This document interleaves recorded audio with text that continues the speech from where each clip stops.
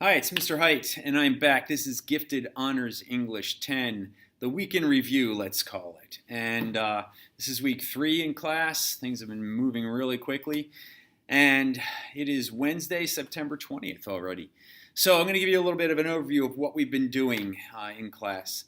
So last Thursday, we started on digging into the question formulation technique. I started talking about that last week and using that to get students to really drive their inquiry into the book we're reading. That book is Salman Rushdie's Haroun and the Sea of Stories. Ostensibly, it's a children's book, but it's so much more, and that's what we're digging into here. So the question focus was fictional stories are morally good lies.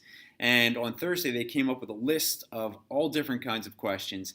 And then for Friday, they had to take that list and they sort of had to pick the 3 most intriguing questions in terms of if they had all the time that they needed to study.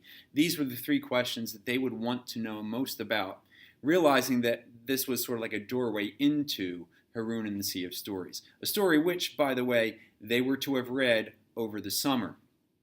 So I pulled here on the back board here behind me.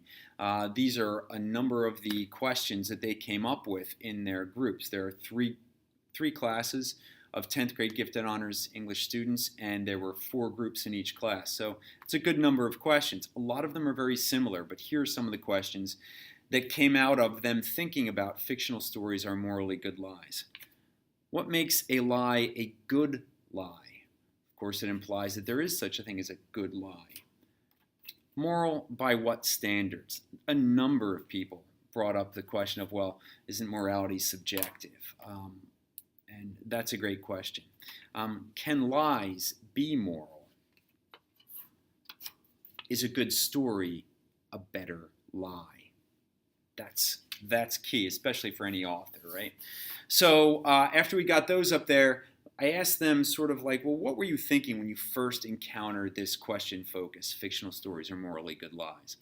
And I wanted to hear their thinking and how they went about approaching this. And of course, somebody in each group, probably most of them, the first thing they wanted to do was what is a lie, right? And that's great because anytime you have to critically analyze something, you want to define terms. You want to know what are the parameters of the thing that I'm talking about.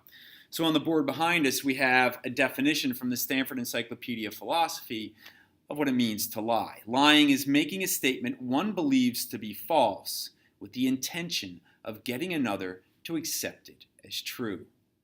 Now, I like to think of myself in class not as a teacher, but as somebody who problematizes the understanding that students come to me with.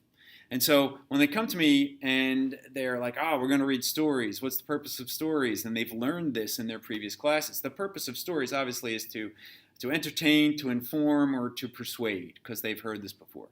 Sure, maybe that's the purpose of stories. But what if the purpose of stories is really to use fiction to tell the truth, right? You might say, well, that's a way that you could go about persuading people. It's a way you could go about informing people. It's a way you could go about entertaining people. But what they understand is then that they can't get out of the definition of lie simply by saying, well, authors don't meet that because they're not really trying to get someone to believe something is true. They're simply trying to entertain. But that's not really the case. The next thing that people wanted to know is sort of like, well, moral by what standards? So for that, we have a definition of what it means to be morally good. Morally good means of or relating to the principles of right action or conduct, the distinction between right and wrong. So in order to figure that out, they sort of have to have, well, what are the standards for that? So then we got to talk about ends and means-based decision-making in terms of at the moral level. So we talked about consequentialism, we talked about utilitarianism, and we also talked about deontology or rules-based decision-making as the 2 really camps here of what it means to be morally good. And after talking about that a little bit, they started asking questions about, well, if a story is a lie, then how is it that somebody who is coming to the story just wanting to be entertained, why is it that they are willing to as the definition says, accepted as true. Then we get to talk about Samuel Taylor Coleridge and his statement that all drama, fiction, if you want to write it larger, is really about the willing suspension of disbelief. And that sort of addresses the question of, is a good story a better lie? It is. Because if it's a really good story, I am willing to suspend the fact that I know it's not true and enter into that story. But maybe it goes deeper than that, right? So yesterday and today in class, what we did is we took a look at a thesis, really, and a book review in the New York Times Review of Books of a book by Professor Jonathan Gottschall called The Storytelling Animal. His thesis is that human beings are biologically predisposed to being storytellers and to live our lives as stories. It's a fascinating concept. We pulled out 4 key takeaways from that book review. That stories help us create ourself, that the self is actually a story that we are telling ourselves. Stories help build nations and societies. Myths, archetypes fall into this. Stories help us actually live longer because stories allow us to project our own hypotheses about what might happen and put ourselves into situations that, rather than actually doing them and having to bodily injure ourselves, we can project our minds and tell ourselves a story of whether or not something might be a good thing to do or not.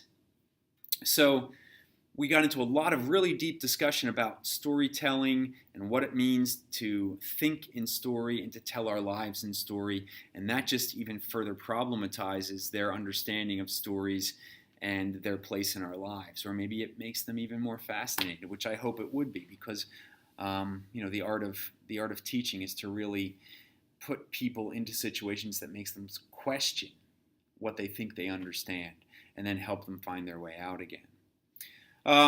Another thing we did was poems this week. One of the poems we did was, it's getting towards that time of year where people start to be absent, and the first question I always get when students come back is, did I miss anything?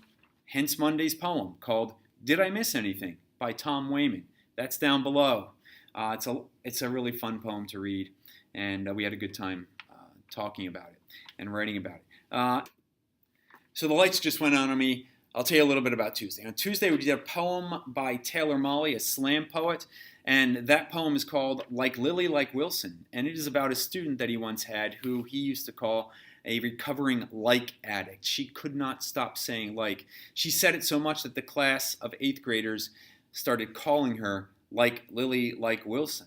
And so we listened to his poem. It's about how she changed her mind about things, which is a great thing for any teacher to witness, any student to go through.